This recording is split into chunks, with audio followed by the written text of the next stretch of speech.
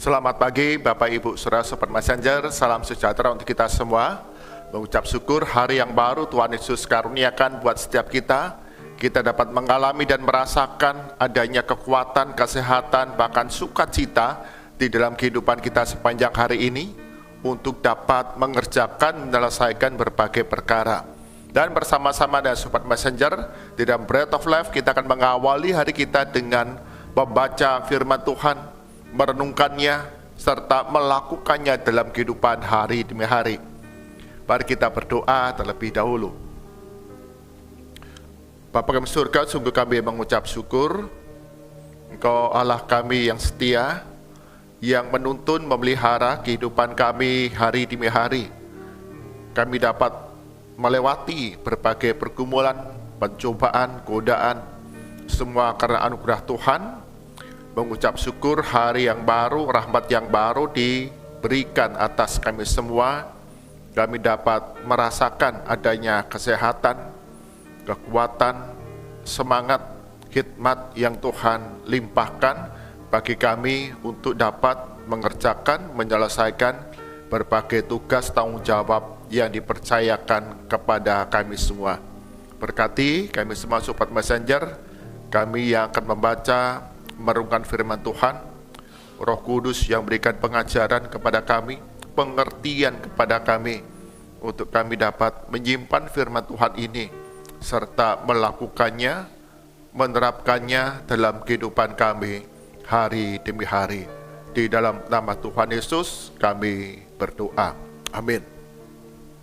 Bapak Ibu Saudara Sobat Messenger, bagian firman Tuhan yang akan kita renungkan bersama diambil dari kitab Kisah Para Rasul pasal yang ke-9 ayat 19b hingga ke-28. Kisah Para Rasul pasal 9 ayat 19b hingga ayat ke-28, demikian firman Tuhan. Saulus tinggal beberapa hari bersama murid-murid di Damsyik. Ketika itu juga ia memberitakan Yesus di rumah-rumah ibadat dan mengatakan bahwa Yesus adalah anak Allah. Semua orang yang mendengar hal itu sangat heran dan berkata, bukankah dia ini yang di Yerusalem mau membinasakan siapa saja yang berseru kepada nama Yesus ini? Bukankah ia datang ke sini dengan maksud untuk menangkap dan membawa mereka ke hadapan imam-imam kepala? Namun Saulus semakin besar pengaruhnya dan ia membingungkan orang-orang Yahudi yang tinggal di Damsyik, karena ia membuktikan bahwa Yesus adalah Mesias. Beberapa hari kemudian orang Yahudi merundingkan suatu rencana untuk membunuh Saulus. Namun persekongkolan itu diketahui oleh Saulus. Siang malam orang-orang Yahudi mengawal semua pintu gerbang kota supaya dapat membunuh dia. Sungguh pun demikian. Pada suatu malam murid-muridnya mengambilnya dan menurunkannya dari atas tembok kota dalam sebuah keranjang. Setibanya di Yerusalem, Saulus mencoba menggabungkan diri kepada murid-murid, tetapi semuanya takut kepadanya karena mereka tidak dapat percaya bahwa ia juga seorang murid. Namun Barnabas menerima dia dan membawanya kepada rasul-rasul, serta menceritakan kepada mereka bagaimana Saulus melihat Tuhan di tengah jalan, dan bahwa Tuhan berbicara kepadanya, dan bagaimana keberaniannya mengajar di Damsyik dalam nama Yesus. Saulus tinggal bersama mereka di Yerusalem, dan dengan berani mengajar dalam nama Tuhan. Amin. Dengan firman Tuhan diberkati setiap kita yang membaca, merenungkan firman Tuhan sedang malam, serta melakukannya dalam kehidupan hari demi hari. Bapak Ibu Saudara Sobat Messenger, tema perenungan kita hari ini adalah membangun jembatan anugerah. Membangun jembatan anugerah. Bapak Ibu Saudara, apa yang akan kita lakukan? Apa menjadi reaksi dari jemaat Tuhan ketika suatu hari datang seorang petobat baru, datang dalam ibadah di gereja dengan penampilan rambutnya yang panjang, seorang pemuda rambut yang panjang, telinga yang ditindik pakai anting dan penuh tato di beberapa bagian tubuhnya, dengan gaya pakaian yang ngepang, sepatu boot, dengan pakaian yang mencolok, kemudian masuk ke dalam ruang ibadah. Kira-kira apa respon jemaat Tuhan? Apa yang Bapak Ibu Saudara akan kerjakan, kita lakukan? Ada sebagian orang mungkin menjauh, takut karena penampilannya yang menakutkan. Ditato, ditindik dengan pakaian yang mencolok. Kemudian kita menjauh. Atau mungkin kita menjadi orang yang berbisik-bisik. Orang Kristen kok begitu? Mosok dia orang Kristen? Berbisik-bisik. Atau kita menjadi seorang murid Kristus, jemaat Tuhan yang kemudian dengan hangat, dengan ramah menyambut petobat baru ini untuk datang beribadah kepada Tuhan. Atau bagi kebanyakan orang adalah kita nggak percaya kalau dia bertobat. Kita nggak percaya kalau dia sungguh-sungguh beribadah kepada Tuhan. Melihat tingkah laku hidup lamanya, kita mempertanyakan, kita menjadi ragu, mosok sih bisa bertobat? Sehingga ada bisik-bisik dan menjauhkan diri. Bapak Ibu Saudara, Sobat Messenger, pengalaman yang sama mungkin dapat kita rasakan di dalam diri Saulus sebelum dia kemudian diberi nama Paulus. Saulus ketika dia berusaha menggabungkan diri di dalam jemaat Tuhan, murid-murid Kristus di Yerusalem, dikatakan di sana orang-orang tidak percaya. Bahkan sebelumnya ketika Paulus atau Saulus itu sedang melayani memberitakan Injil keselamatan dalam nama Tuhan di Damsyik, juga ragu-ragu orang-orang di sana. Kalau kita boleh mengingat kembali bagaimana Saulus berjumpa dengan Yesus dalam perjalanan di Damsyik, kemudian dia bertobat, percaya pada Yesus Kristus sebagai Tuhan dan Juru Selamat.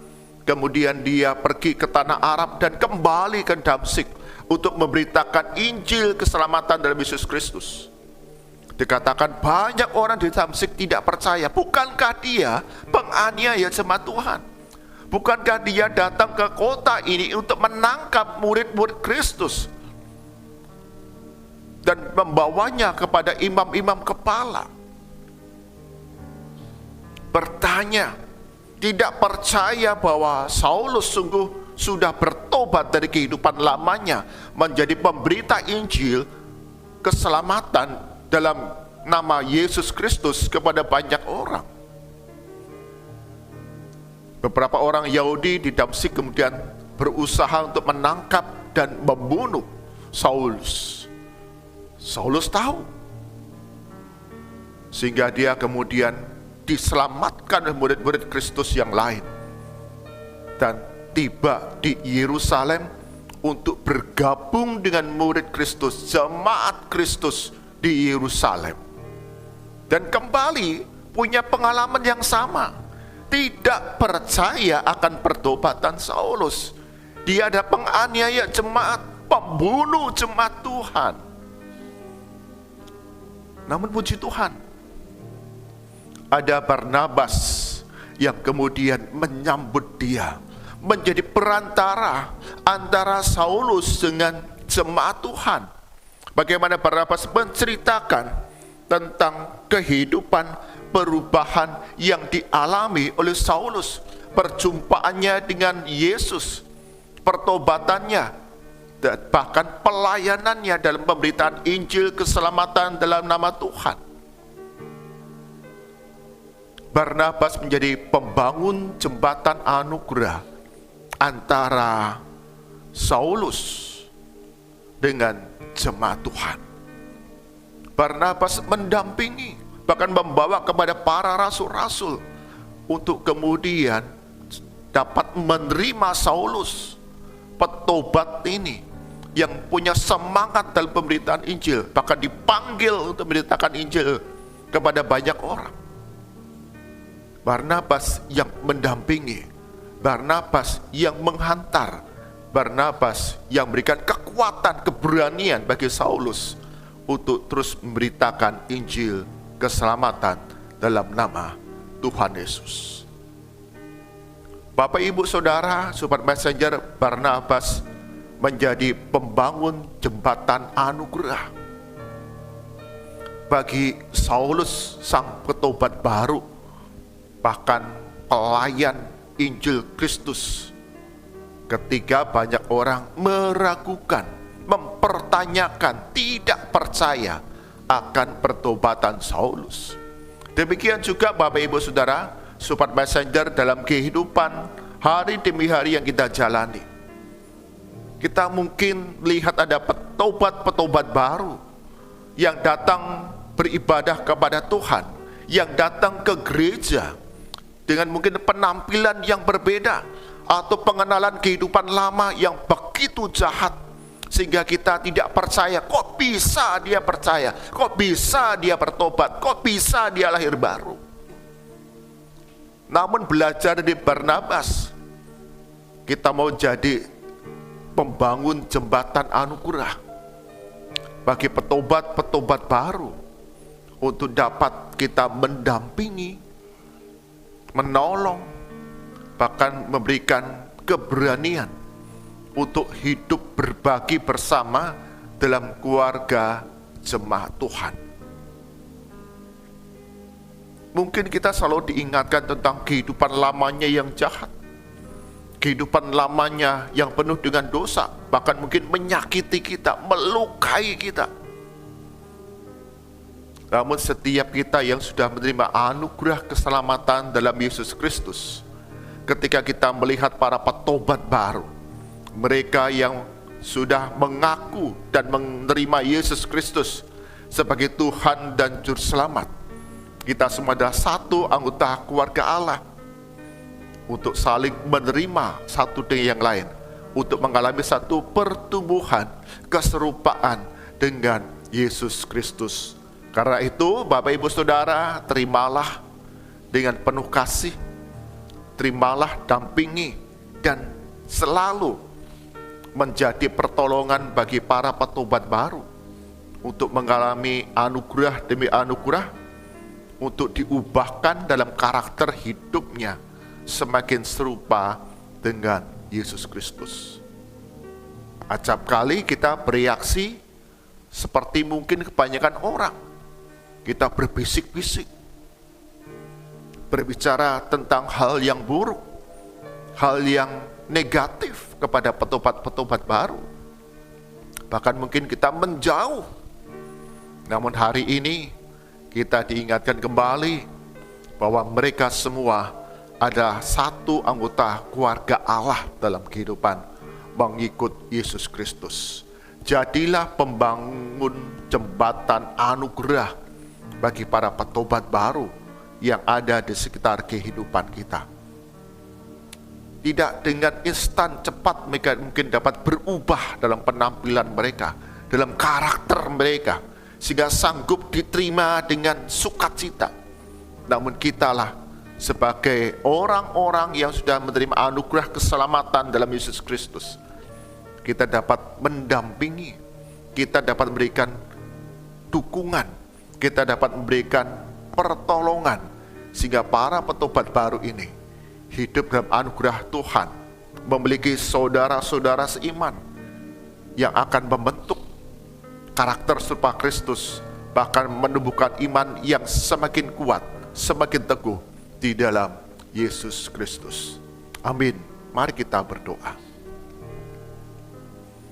Tuhan Yesus, kami sadar hidup yang kami jalani sebagai murid Kristus, jemaat Tuhan, acap kali kami bereaksi yang tidak tepat, bereaksi secara negatif kepada petobat-petobat baru, karena kehidupan lama mereka yang jahat, yang melukai, yang menyakitkan, yang merugikan, ataupun dengan penampilan yang belum mengalami satu perubahan.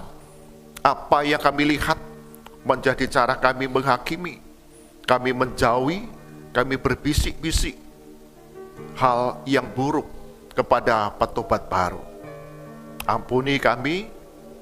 Hari ini kami diingatkan melalui teladan Barnabas yang menjadi pendamping bagi Saulus, datang kepada rasul-rasul, kepada jemaat Tuhan, menceritakan akan kisah pertobatan Saulus, mendampingi, menyertai, mendukung, bahkan memberikan keberanian bagi Saulus hidup dalam jemaat Tuhan, memberitakan Injil keselamatan dalam Yesus Kristus dengan leluasa.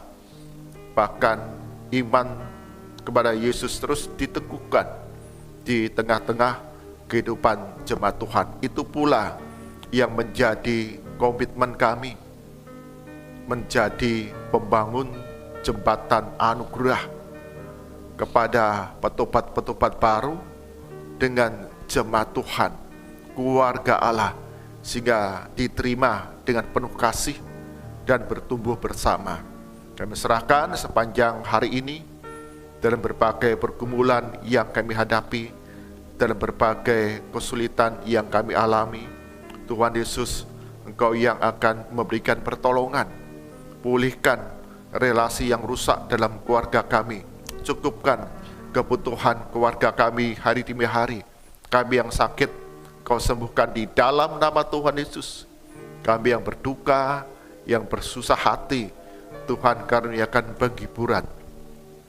Kekhawatiran, ketakutan akan hari depan, Tuhan Yesus karuniakan damai sejahtera yang melampaui segala akal, sehingga kami menaruh pengharapan kami kepada Yesus Kristus yang berkuasa di surga dan di bumi, menyertai kehidupan kami.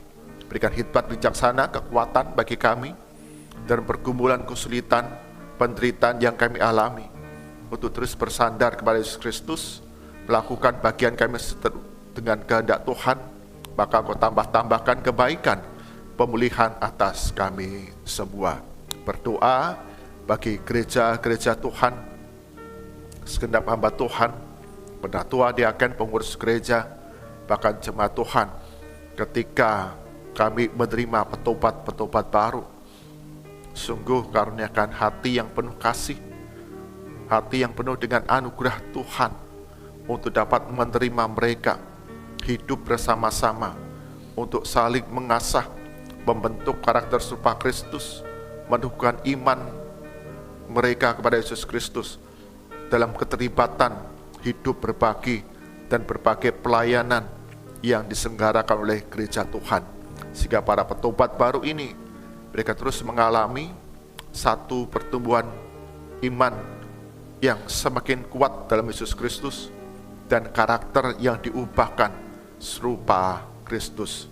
Berkati jemaat Tuhan dalam interaksi, dalam komunikasi, acap kali ada perselisihan, bahkan pertengkaran, konflik dapat terjadi, tapi sungguh kasih Kristus, anugerah Kristus yang boleh mengikat setiap anggota keluarga jemaat Tuhan ini, hidup berbagi, saling mengampuni, saling menerima dalam keberagaman, untuk bertumbuh bersama-sama dalam anugerah Tuhan. Kami berdoa bagi bangsa dan negara kami Indonesia, berdoa untuk pendidikan yang ada di negara kami Indonesia. Sungguh kami prihatin, ada banyak daerah, banyak sekolah yang sarana prasarana sangat minim, bahkan rusak, sehingga mengganggu jalannya pembelajaran di sekolah-sekolah ini. Berkati pula untuk para guru, berikan hikmat bijaksana, kesetiaan, kesabaran, dan kasih, sehingga setiap proses pembelajaran dapat berjalan dengan baik. Ilmu, pengetahuan, keterampilan, dan juga karakter yang baik sungguh dapat dibagikan, diajarkan kepada generasi muda bangsa Indonesia. Mereka bertumbuh menjadi generasi yang cinta Tuhan, cinta negara, cinta keluarga, cinta sesama, cinta alam semesta ini. Sehingga laku hidup mereka menjadi berkat bagi banyak orang. Berkati untuk sarana prasarana yang ada di seluruh sekolah di Indonesia ini. Tuhan, Kau yang berbelas kasih, memberikan pertolongan baik melalui dana pemerintah ataupun pribadi, sungguh dapat memperbaiki, memperlengkapi, memajukan sarana prasarana dalam mendukung sistem pendidikan di Indonesia ini. Berkati gereja-gereja Tuhan, terlebih mereka yang melayankan pendidikan Kristen. Tuhan Yesus juga akan mencukupkan kebutuhan mereka untuk dapat menjalankan panggilan pemberitaan Injil keselamatan di dalam Yesus Kristus. Mari arahkan hati kita kepada Tuhan. Kita terima berkat dari Tuhan. Kasih karunia, rahmat, dan damai sejahtera dari Tuhan kita Yesus Kristus, pemeliharaan kuasa dari Allah Bapa, serta penghiburan kekuatan dari Roh Kudus, senantiasa melimpah dalam kehidupan saudara, dari sekarang sampai selama-lamanya. Amin. Bapak, Ibu, Saudara, Sobat Messenger, dalam kehidupan kita bersama dengan orang-orang percaya, saudara seiman, acap kali kita melihat ada petobat baru yang kemudian kita mengingat kembali akan kehidupan lamanya yang penuh dengan dosa, penuh dengan kejahatan, bahkan melukai, menjahati, merugikan kehidupan orang-orang percaya. Bahkan penampilan mereka yang berbeda dengan kita, orang-orang percaya. Jangan lagi kita menjauhi mereka. Jangan lagi kita berbisik-bisik yang buruk tentang mereka. Namun kita dapat menyambut mereka menjadi pembangun jembatan anugerah bagi petobat baru agar dapat diterima, bertumbuh bersama, hidup bersama, berbagi bersama dalam komunitas orang-orang percaya. Mereka boleh bertumbuh dalam iman dan berubah dalam karakter mereka semakin serupa dengan Yesus Kristus. Tuhan Yesus berkati kita semua. Amin.